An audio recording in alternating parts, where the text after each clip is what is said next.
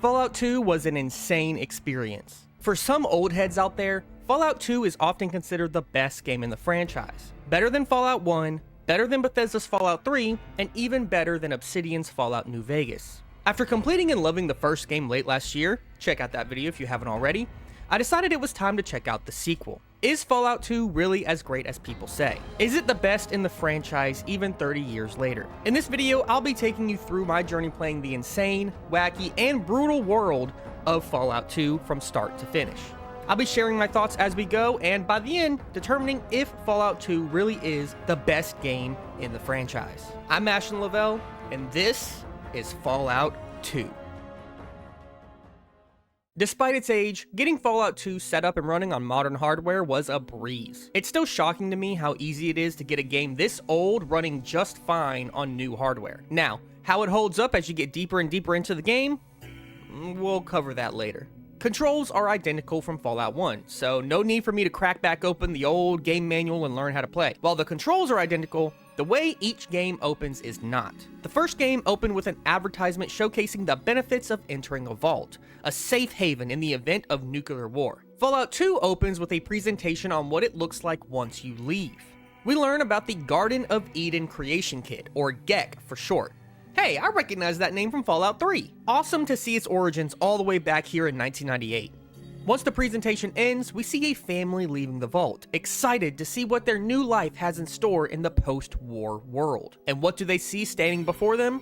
A squad of power-armored soldiers staring back at them. Not knowing whether friend or foe, the family does the only thing they know to do: give a friendly wave. Only for the squad to answer back with a barrage of fire from miniguns. The entire family senselessly slaughtered where they stand. The scene fades as we're left to process this brutal scene. Breaking the silence is an all too familiar voice. War never changes. In typical Fallout fashion, Ron Perlman narrates the story of this world ravaged by nuclear conflict. Interestingly, we also hear about the events of the first game, about how the Vault Dweller braved the wasteland, stopped the plot of the Master, and returned to his home victorious, only to be cast out for his heroism. Then, we learn the fate of our hero from the first game. He settled a village in the north called Arroyo, sired children, and became a wasteland legend. We start our journey in this village, the grandchild of the Vault Dweller. In just a few narrated lines, we already understand who we are, where we came from, and have a direct connection with the previous game. After that, we start the game and I'm sorry, I just didn't expect to see those eyes suddenly staring deep into my soul like that. This is the character creator. We can pick between one of three predetermined characters: Narg, the typical strength-based fighter, Mingan, the stealthy character, and Chitsa, the smooth talker. Of course, we can also create our own character, and for this playthrough, I thought about doing something different. Maybe a melee build, an energy weapon build, or even unarmed. So many choices. So what did I end up with? Oh yeah, small guns, baby, let's go! Behold, Jim Fallout! Incredibly sturdy.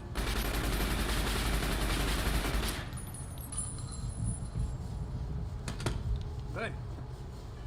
That's good. Look, I'm a simple man, what can I say? After creating our character, we get one more cutscene which gives us a personal goal. Our village of Arroyo is dying. The village elder, who reminds me of the creepy old ladies from the Dark Souls 2 intro, calls us the Chosen One, and tasks us with finding a GECK to save our village. But first, we must prove ourselves ready by completing the Temple of Trials. Within moments, we encounter our first threat: giant ants. Ugh! Kick 'em dead. Combat in Fallout 2 is identical to the first. You take turns using action points to move, attack, and open your inventory until ending your turn and allowing the enemies a chance to retaliate. And of course, there is still the aimed shot system, which later was reworked as the VAT system in the modern Fallout games. Unlike the first game, which at least gave us a 10mm pistol to exterminate rats with, Fallout 2 only arms us with either a spear or a swift kick in the ass. The Temple of Trials lived up to its name. It's infested with these giant ants, poisonous rad scorpions, traps all over, and if you can make it through all of that, a final room where one last challenge awaits. This is Cameron, a fellow tribe member who challenges us to a one-on-one fight. I basically limped my way into this room, but I mean, surely the developers wouldn't let me die this early into the game, right?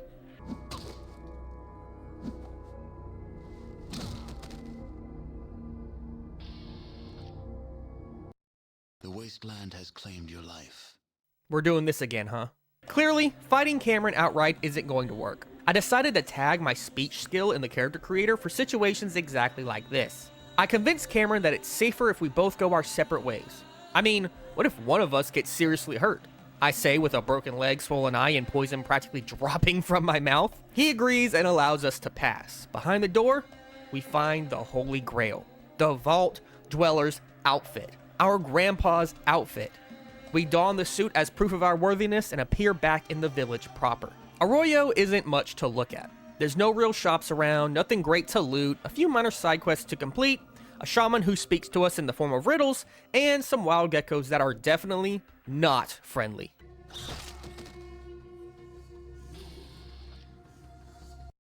You have died. I need a gun. Without much left to do in Arroyo, I head out into the great big wasteland in search of the Gek that will save my village. The world map also operates identical to the first game. We're given a huge map that we can either click around to travel, or select one of the destinations from the list on the right to head straight there. Along the way, we can encounter all sorts of random events, characters, and enemies. If you have a high outdoorsman skill, you can even sometimes be given the option to skip an encounter entirely. The first time I got this prompt, I wasn't sure what it meant, so I gladly accepted the opportunity to encounter a band of outcasts. Whatever that meant. Probably should have seen that coming. In the first game, these random encounters were rudimentary. Most amounted to an empty map with a bunch of rad scorpions or bandits in it. In Fallout 2, random encounters have been greatly upgraded. They're more dynamic, varied, and far more interesting. Let's take the Band of Outcasts. After reloading my save, I ran into the outcasts once more. Except this time, I noticed a cave behind me. I now had 3 choices. Try to take on the Band of Outcasts myself, try to run away, or run into the nearby cave for safety. Well, given I didn't have a gun yet and already died to them once, I chose the cave, and while I was safe from the outcasts outside, I ended up in a nest of mole rats. I basically traded one threat that spelled certain doom with a new challenge that should hopefully be easier to manage. And easier it was. I ended up escaping the mole rat cave with just a few bumps and bruises. Another time, while traveling the world, I ran into a family of rad scorpions attacking a merchant party. This encounter completely changed the dynamic. Now, instead of every encounter basically being a pack of enemies ambushing me, I was now walking into an active conflict. When some of the merchants later in the game end up being slave merchants, I was faced with some interesting choices. Do I help the slave merchants take down the enemies in front of them? Do I hang back and let them die?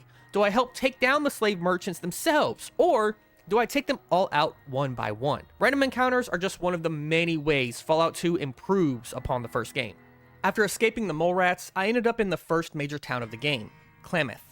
Here, Fallout 2 really begins to flex. The first town in Fallout 1 was Shady Sands, a small, forgettable little village. Comparatively, Klamath looks like a metropolis. It's bigger, has more named NPCs, shops to stock up in, and a fair amount of quests to complete. Immediately upon entering the town, we notice an odd billboard sign at the front. These things are scattered all throughout the towns and cities of Fallout 2 and serve as both a useful introduction to each area and a reference point if you ever get lost or aren't sure what to do next. One such side quest involves this sweet and simple fella named Tor. He asked me to help him defend a pack of Brahmin from rad scorpions. Not too big a deal, until I noticed eyes watching us from the tree line. I investigated the gaze to discover it was the Dunton brothers from town. Apparently, these guys have it out for Tor, seemingly for no other reason than to be bullies, and want us to get Tor to leave. Not sure why. Presumably they want to steal or get rid of these Brahmin that Tor clearly cares about. We refuse and they tell us outright to forget this conversation ever happened. We kindly tell them to buzz off forever. And that's kind of where the side quest ends. We don't ever actually get to expose the Dunton brothers or put a stop to them bothering Tor.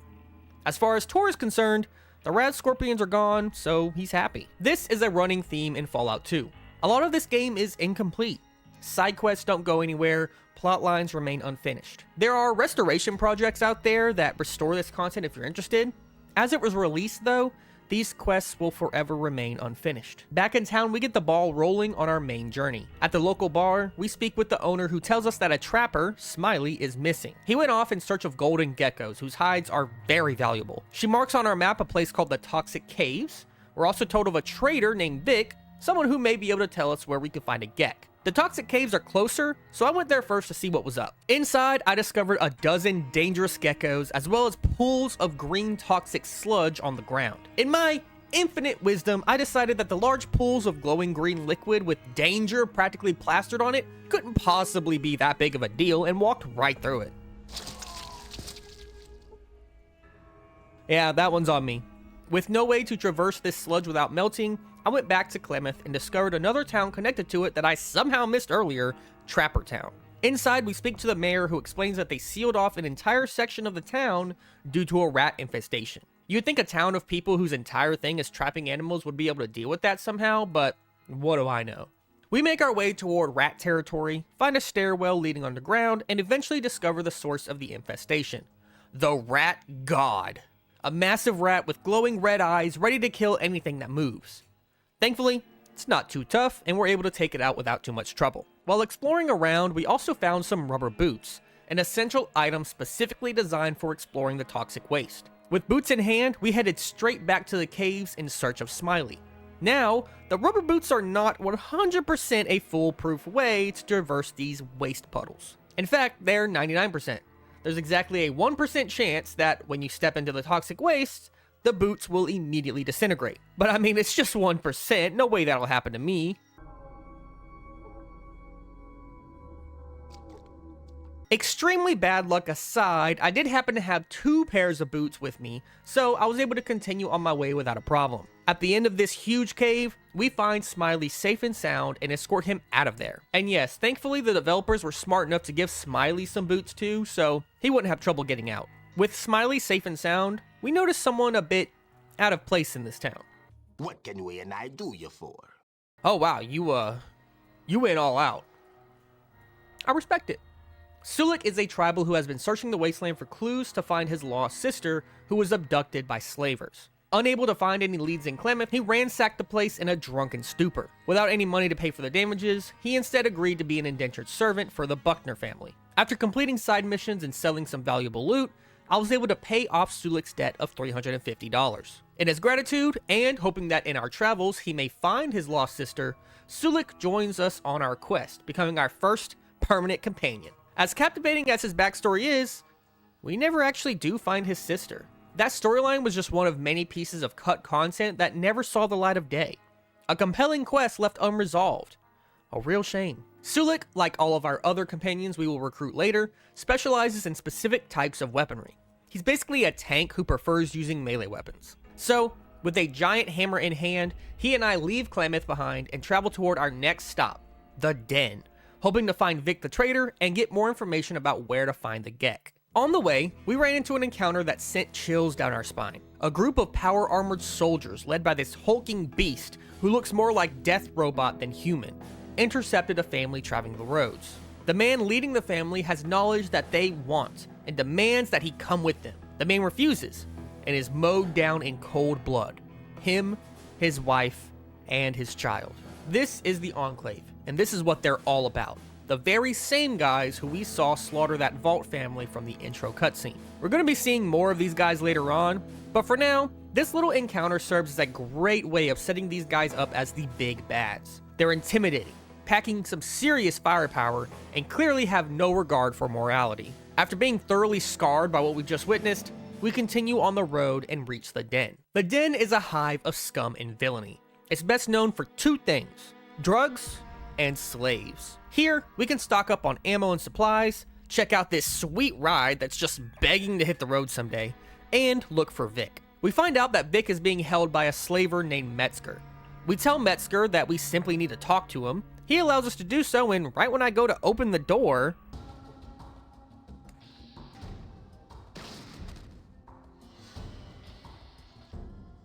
The wasteland has claimed your life. were you gonna let me talk to him or not? Oh, turns out Vic is actually found at the front of the building, not the back. Whoops. Back in Klamath, we came across Vic's shack where we found some clean water flasks that looked like they came straight from a vault, the very places where Geks are usually found, meaning that he may be the key to finding where one is. Vic is willing to speak with us, but not until he is free from Metzger's grasp. We handed him an old radio we found from his shack, which he uses to repair Metzger's broken one. With that done, Metzger agrees to let Vic free, but only if we pay him a small sum of $1,000. After selling enough loot from our journey so far, we were able to pay, much to Vic's gratitude. Vic tells us about a place called Vault City, a large, upscale complex to our east. He also agrees to join us on our journey there, giving us our second companion. Vic is kinda useless at first due to being unarmed. I mean, he was a slave after all.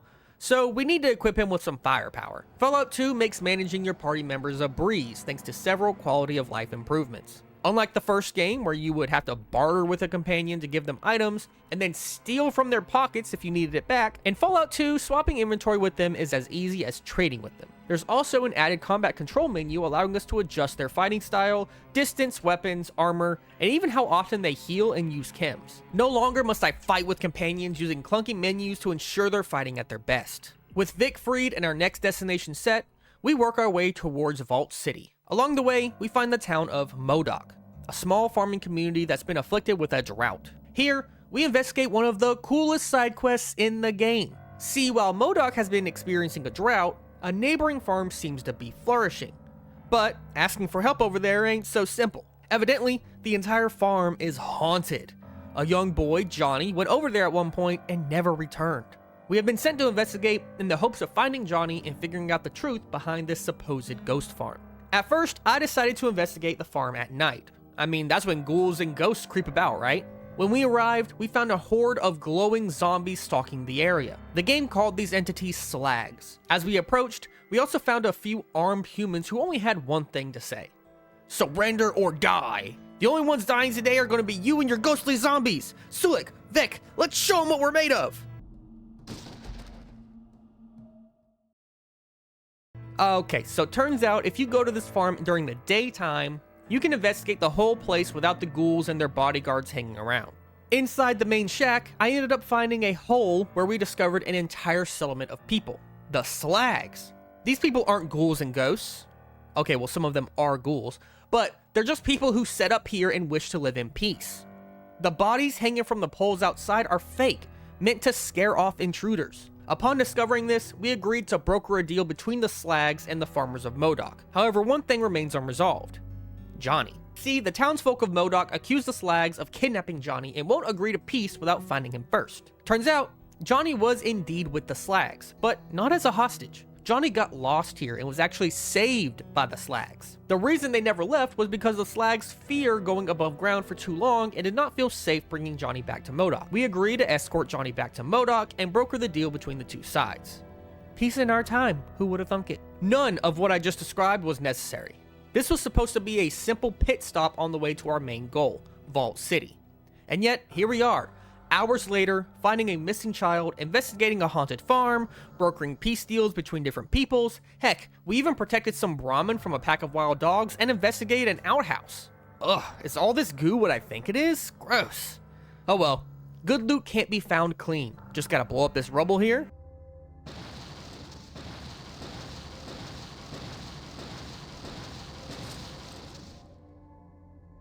You have died.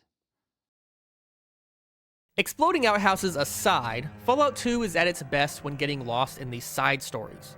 They make the wasteland feel so much larger. It's a world full of people with their own problems, big or small, problems that you get to impact. It's fantastic and what Fallout is all about to me. The only problem is, the more distracted we are, the more our village suffers. Without further ado, we hit the road to Vault City. Chosen. Oh, Jesus, what the hell, man?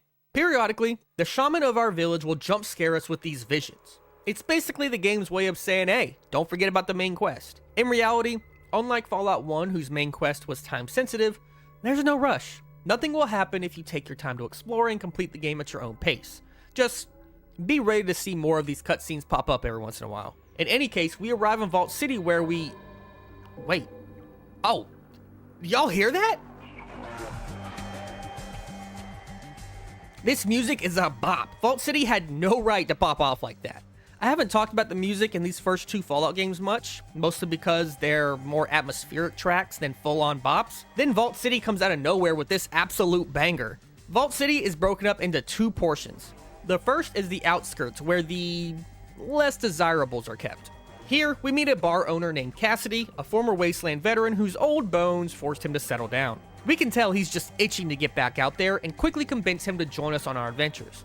Without a beat, he drops everything, closes up shop, and joins us as our third companion. The Vault City guards won't let us in unless we are either a citizen of Vault City or have a day pass, in which we are only welcome during the daytime hours. Unbeknownst to them, we stole a day pass from the building right next to the gate to allow us entry. Vault City is massive, consisting of multiple maps, tons of shops, quests, and an open vault just waiting to be explored. In one of the maintenance buildings, we ran into something very unexpected. Vic had a daughter here in Vault City, and with him in our party, we witnessed an entire cutscene play out. Vic has been a bit of an absent father, and it shows during this scene. Watching one of our party members have their own special cutscene added a lot of depth to his character. It makes Vic feel less like a mindless NPC that follows my whims, and more like a real character who had a life prior to meeting me, has connections that run deep in the wasteland, and will have a life far beyond the conclusion of this story. Further, in Vault City, we meet First Citizen Lynette, the de facto leader of this large settlement. She explains that they already use their own GECK, which is what allowed Vault City to become what it is today. However, inside the local vault, Vault 8, there is a computer that could detail the location of other nearby vaults which may have an unused GECK, though she won't let us use the computer without a favor first. Vault City's water supply is being poisoned, knowingly or unknowingly, by a group of ghouls to the north in a town called Gecko. Lynette wants us to deal with them, whatever that means. Gecko is a humble town full of peaceful ghouls just trying to get by. Knowing we'll have to sort this mess out with Vault City one way or another, I decide to speak to Gecko's leader. And wouldn't you know it, an old friend appeared. Hello there, Smooth Skin. The name's Harold. I help keep this town running. Hey, buddy, you're looking a little worse for wear. Glad to see you're still kicking, though. Yep, but I'm doing great for being dead.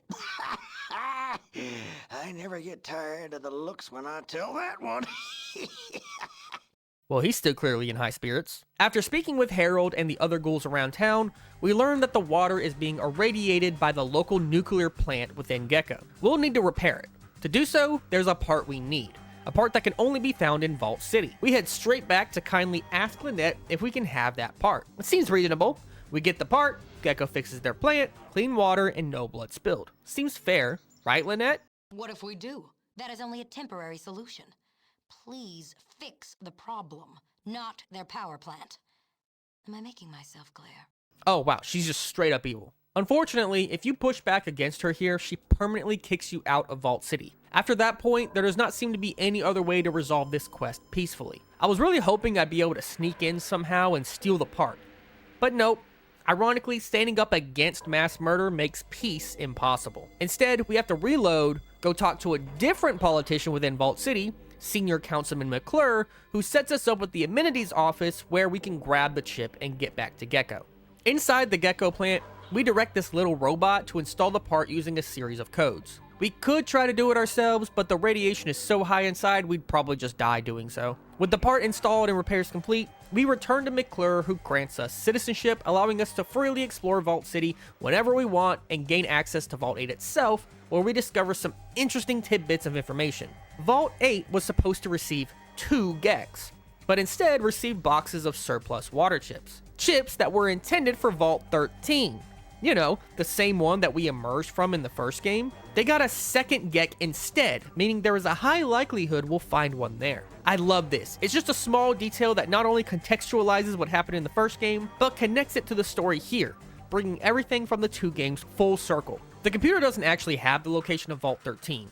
It does have the location of a different nearby vault, Vault 15, where we hope to find more information as to the whereabouts of 13. Vault 15, it's so far away, and my feet are starting to hurt. Thankfully, I've got just the solution. Back in the den, there was a broken down highwayman just begging to hit the road again.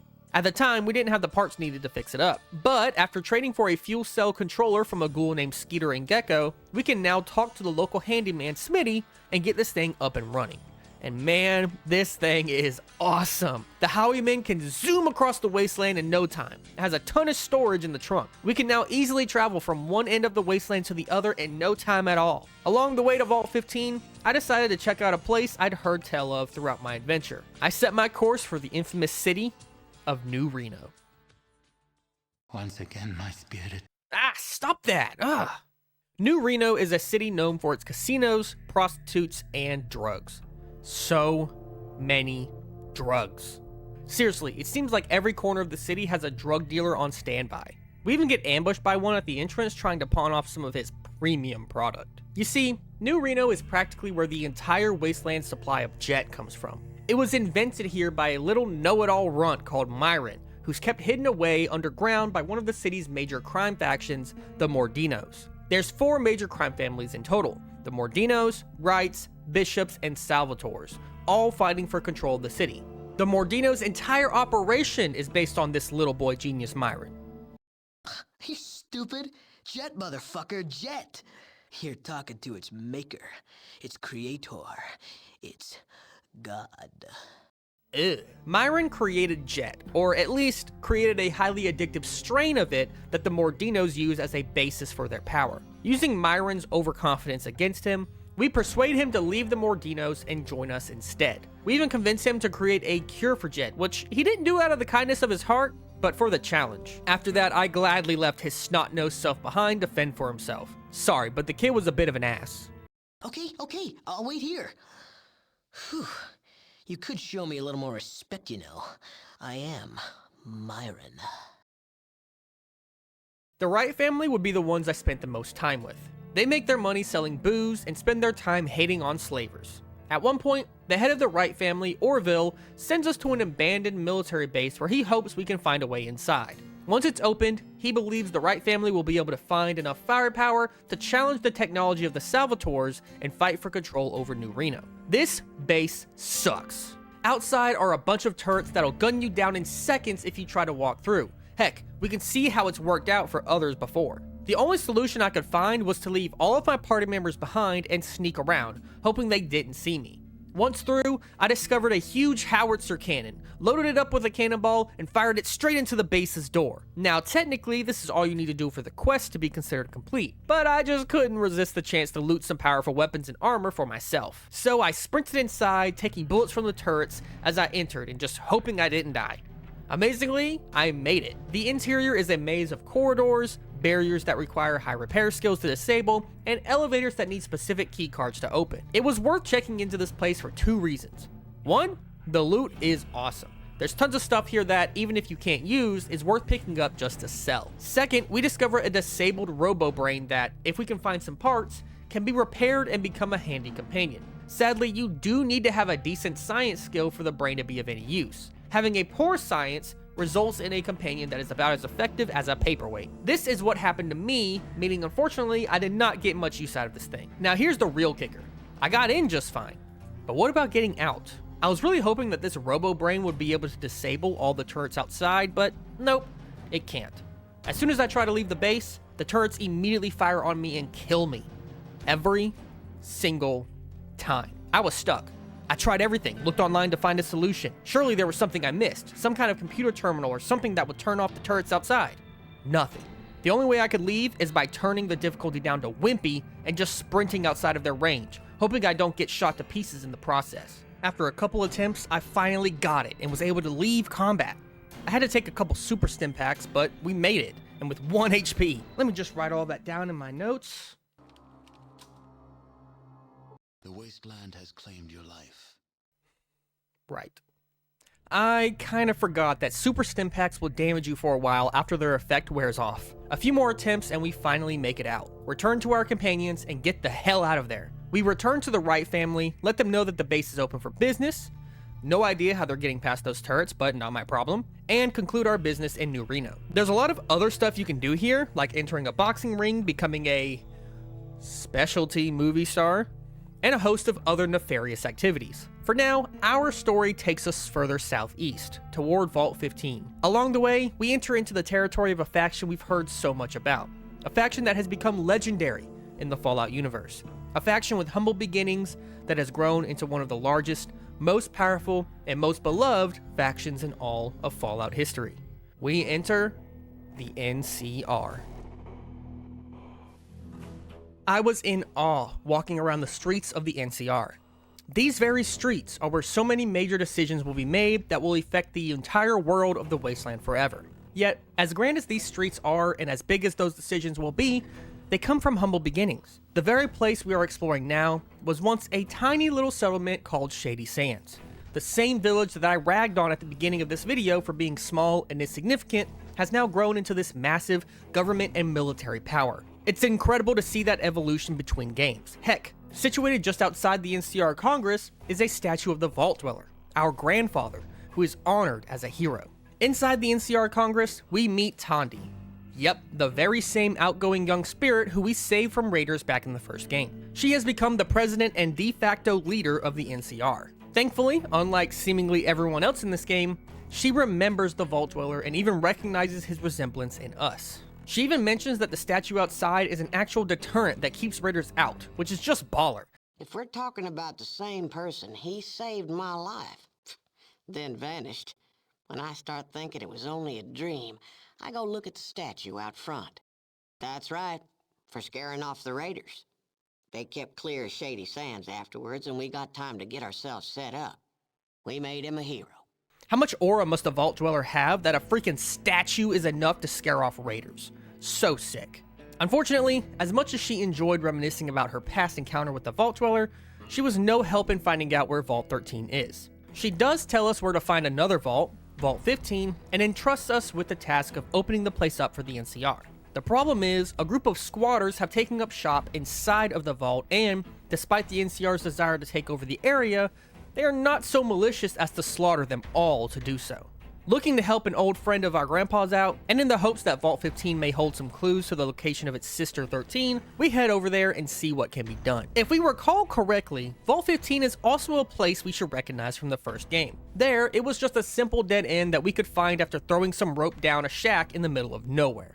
Now, it's a whole little settlement. The people here aren't all too friendly, and rightfully so. They're worried about outsiders like the NCR kicking them out of their homes. Yet, something seems off. These suspicions are confirmed when a lady, Rebecca, asks us to speak in private. She tells us that her daughter, Chrissy, went missing. The town mayor, Zeke, promised to send some of his men to find her, but came up empty-handed, speculating perhaps she was taken by slavers. Some solace there. Rebecca isn't buying it, and believes something bigger is going on. She feels like she's being watched. We agree to help investigate, and just as we do, a shadowy figure sprints away from our tent. We make chase and discover a shack being guarded by a raider group called the New Cons, who openly admit to having kidnapped Chrissy and did God knows what to her. No way we can just let that stand. After a brief firefight, we storm inside and break Chrissy out, returning her to her mother. We've now learned that something far more sinister is happening inside Vault 15. This is not a simple matter of a group of survivors staking claim to solid land. Instead, they've all been duped by the New Cons who are exploiting them as a cover. With that in mind, we bust into Vault 15 and confront their leader, Dorian. Dorian isn't one for talking much. Within seconds, combat begins and...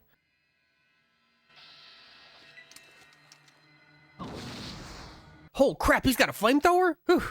Thankfully, we're powerful enough at this point that not even the flames of hell can stop us. We take down the New Cons, open up Vault 15, and the NCR broker an agreement with the squatters outside. Additionally, while inside Vault 15, we managed to check out a computer console which finally gave us the exact location of Vault 13, where the mythical Gek awaits us. Now, last time we were in Vault 13, we were getting kicked out of it, leaving behind whole families of Vault Dwellers inside. Since then, though, things have gotten quiet. Too quiet. It's like a ghost town in here until... ah, what the fuck? These Deathclaws just popped up out of nowhere. Why aren't they attacking? Wait, they can talk? I've heard some conflicting opinions about this. The creation of talking Deathclaws seems to be a hot topic for old school Fallout fans. Personally, I don't mind them. The story here is that the Enclave actually used the FEV, the same virus used to create super mutants, to try and breed intelligent Deathclaws just smart enough to be a force of terror and dumb enough to not be a threat to the Enclave itself. They miscalculated. While some Deathclaws are smarter than others, they were aware enough to bide their time until they found the perfect opportunity to rebel and free themselves of their Enclave masters. Sadly, this only occurred after the inhabitants of Vault 13 were already captured by the Enclave. These Deathclaws are like super chill and allow us to explore the vault to our heart's content. We can even meet one who's willing to travel with us. The amount of companions you can have with you at one time is determined primarily by your charisma. I have enough for 3 companions, Sulik, Vic, and Cassidy, so I didn't have room to bring our Deathclaw friend. We'll keep them in mind for later. For now, as we explore the depths of the Deathclaw vault, we finally find it. The item we've been longing for, the singular piece of technology that will save our village back home, a Gek. With Gex stowed away, it's time to turn up the radio, slap on some cool shades, and ride back home to a hero's welcome. Oh God, Shaman, no! The shadow of darkness arrived before you. Dark souls came. They took everyone. While we were away, the Enclave, the same group who slaughtered an entire vault at the beginning of the game, who massacred an innocent family along the wasteland roads, and who enslaved Deathclaws to do their bidding, has come to our village and destroyed it, capturing most of the residents and taking them to some unknown base. Now we have a new goal. Find the Enclave, take our revenge, and free our tribe from their evil clutches. Before we storm into the heart of Enclave territory, I thought it might be a good idea to upgrade our arsenal. I had heard tell of a military base near Vault 13. Connecting the dots, I realized that this was the Mariposa military base, the same one we blew up in the first game. After slapping some dynamite into a minecart and firing it off at the rubble, we gained entry. While no longer a center for creating new super mutants from humans, the military base is still swarming with them. Remnants from the previous game, new mutants hiding away and building strength, who knows. Either way, our only way to proceed is to blast them all.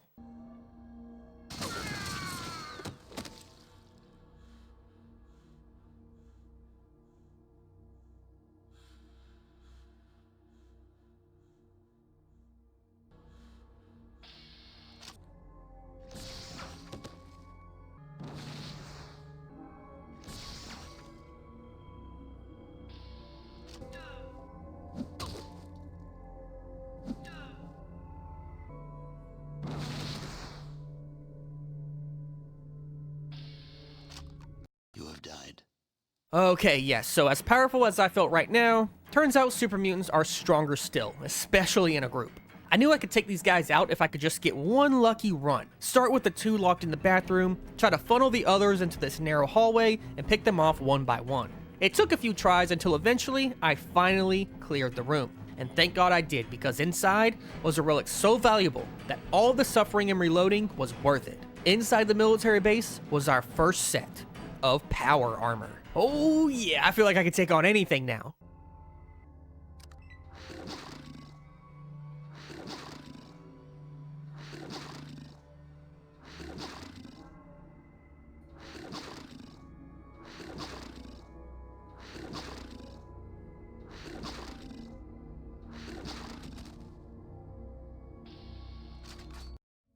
The darkness of the afterlife is all that awaits you now. May you find more peace in that world than you found in this one. Okay, maybe not everything. Get me the heck out of here. Clearing out the military base not only gave me power armor and a ton of loot, it also gave me a boatload of experience. Enough to the point where I gained a new perk. Remember how I said that the amount of companions you can have at once is based on your charisma? Well, you can break that rule with the perk Magnetic Personality, raising the amount of companions I can have from 3 to 4. As soon as I saw this perk, I took it and beelined for Vault 13, remembering that a friendly Deathclaw was just waiting to join me out in the wasteland. And then, this happened.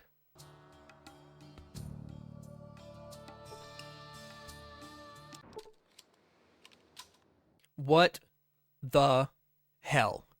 This is the Pariah Dog, a special encounter that you can just happen to find out in the wasteland. As you can see, this dog has a bit of a reputation for bad luck. Everything around it is dead, mangled, or otherwise incapacitated. What happens here is, as soon as you enter its range on the map, the game will do constant luck checks, and if you fail any of them, the dog will automatically attach itself to you as a companion. That's sweet, right? Wrong. This dog is a curse. Not only did it straight up steal the brand new companion slot that I had just opened up, but it also automatically drops your luck stat to 1. 2 for me because I had the gifted trait. It also gives you the jinxed trait, making critical misses more common for you and everyone around you. Basically meaning you're gonna mess up a lot. You'll aim at an enemy and shoot a friend instead, try to hit something with a hammer and break an arm, try to shoot your sniper rifle and drop it, you name it. To top it all off, the dog doesn't even do anything. It doesn't attack, it can't hold any items, it just runs around doing nothing. The only way to get rid of this thing is to kill it. And guess what? It has 750 health. For reference, the Master, you know, the de facto final boss from the first game, only has 500.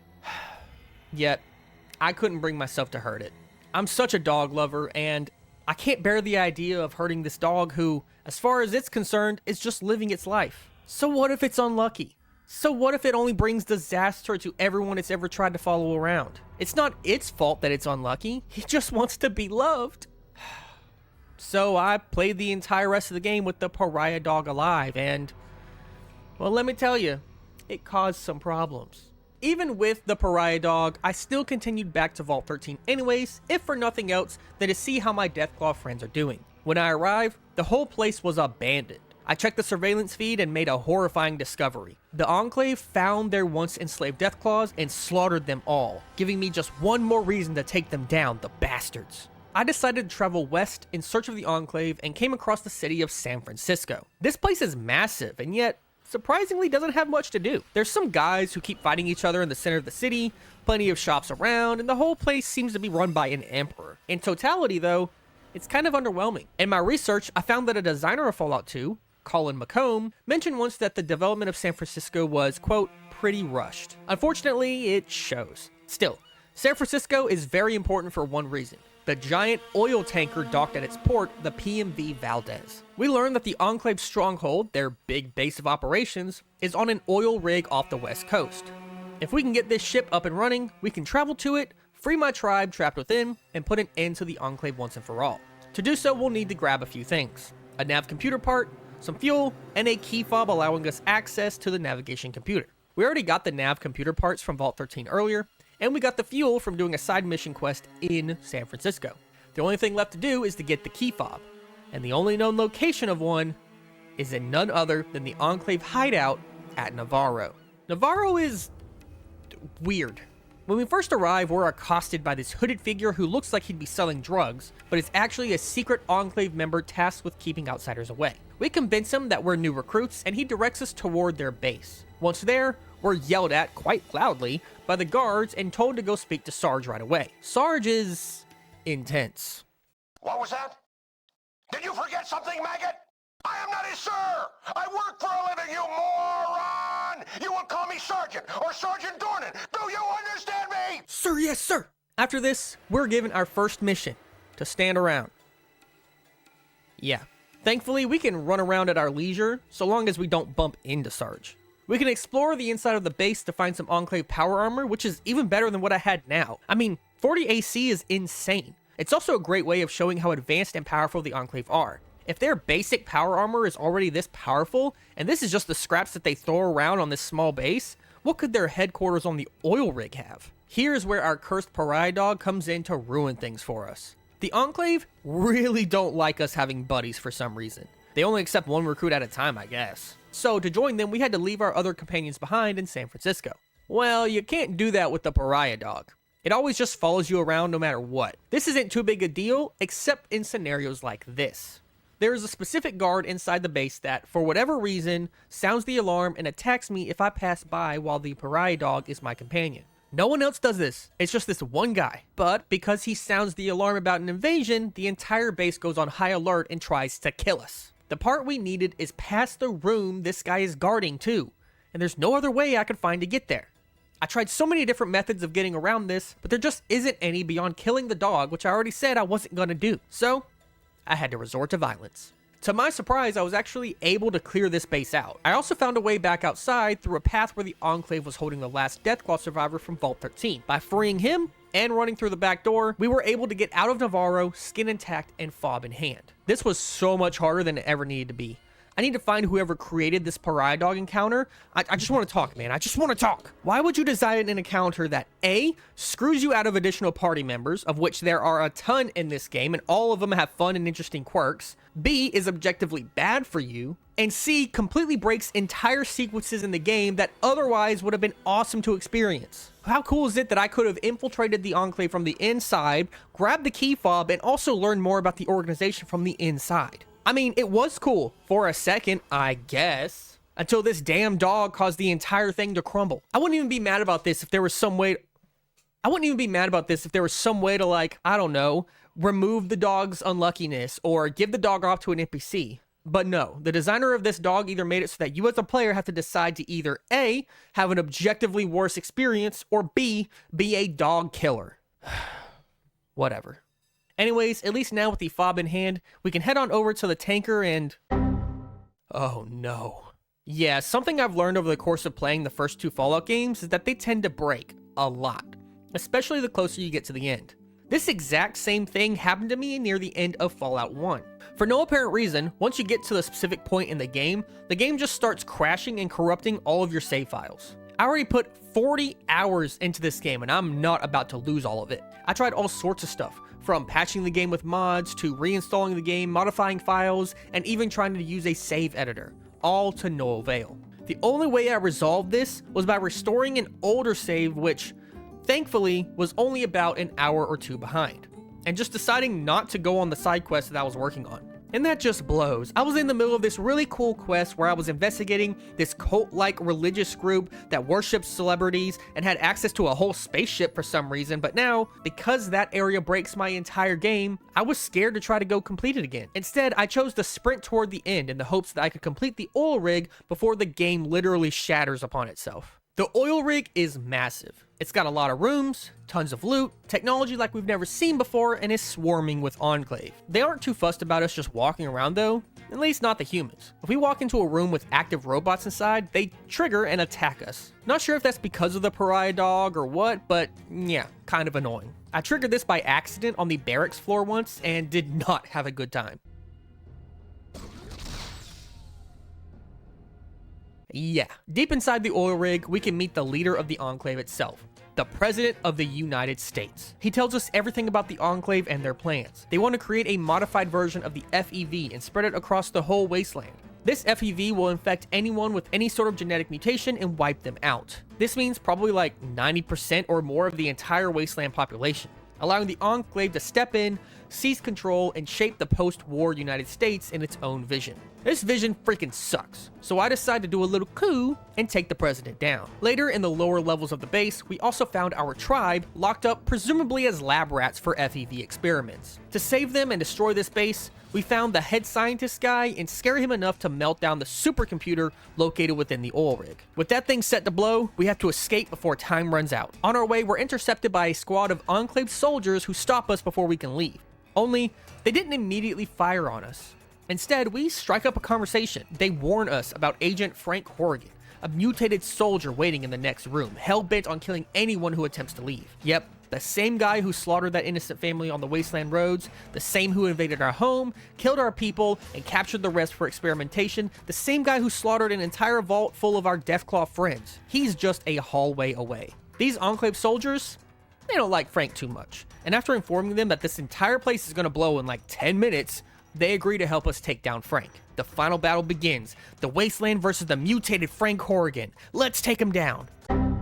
Oh, god damn it. The same godforsaken error code threatened to kill my entire playthrough right at the very end again. This time, I'm prepared. I entered into a save editor and managed to restore my save file. Realizing that I was against the clock, I also made an executive decision. See, when I, usurped the president earlier, I was supposed to be able to loot his body to get a passkey, allowing me to use this computer in the final room to turn the turrets lining the perimeter to my side. Well, wouldn't it be just my luck that his body just disappeared behind his desk when he took his forever nap, preventing me from looting him. Using the save editor, I decided to add that passkey to my inventory so I could try and speed up this final battle. I mean, I did earn it. It's not my fault the game decided to screw me out of this item, right? With the turrets, my companions, and this Enclave squad on my side, Horrigan is finally taken down before the game literally falls apart, leaving us with some spiteful parting words. The work will go on. You didn't do nothing here except seal your own death warrants. Duty. Honor. Courage. Semper Fi. We escape the oil rig just in time to watch it explode in a blaze of glory. The screen fades as the final cutscenes play out, where we learn the fates of the people and places we've touched throughout the entire experience. Fallout 2 is complete. Despite the game basically collapsing in its final moments, I think Fallout 2 was an incredible experience. It is everything that a sequel should be. It took the foundation from the first game and expanded on it in major ways. It looks just like Fallout 1 and feels just like it, but everything is so much bigger, more advanced. The stories being told in each area are expanded. The amount of content is darn near quadrupled. It's simply an improvement on the first game in almost every way. I think the only place where Fallout 2 stumbles is in its main story, which is still good, don't get me wrong, but isn't as tight as the first game. And its comedy. There's a lot of wacky stuff in this game, and I mean a lot. It felt like the developers at some point just gave a green light to any wacky idea or Easter egg someone could come up with. It borders on the edge of being too much. It felt like almost every NPC had something quirky or weird to say, which came very close to being degrading. Too much comedy in a game like this can end up cheapening the entire thing and turning it into one big joke. Fallout should be weird and whimsical, but there is always a backdrop of struggle and despair behind it all. A balance that Fallout 2 almost upset. It gets right there on the edge without falling completely over. Does Fallout 2 hold up almost 30 years later? Hell yes. Barring some technical struggles, it definitely deserves to be in the conversation for the best Fallout games. Heck, even the best RPGs of all time. Do I think it's better than New Vegas? I'm not ready to go that far. But hey, it's been a while since I played New Vegas, so perhaps I'm looking at it with rose-colored glasses. Maybe a revisit is in order? You guys let me know in the comments if that's something you'd like to see. Oh, and while you're down there, why not subscribe, will you? With the first 2 Fallout games under my belt, I'm gonna take a second to try out some other stuff. I like to diversify the games I play, so expect to see some videos hit the channel soon from other major RPG games in the near future. I've been playing a lot of Cyberpunk lately, and I'm dying to make a video on it. But don't worry, my time covering the Fallout series is far from over. While I have played most of the recent Fallout games from Bethesda, there is one that I've neglected to try. A game that has released in such a poor state that I didn't bother giving it a shot. After years of updates and consistent interest from players, I think it might be time to try out the one modern Fallout game I've been missing out on after all these years. I hope to see you there when I travel down to the Appalachia to cover what may be the most controversial Fallout game of all time. Until then, I'll see you on the next one. Peace.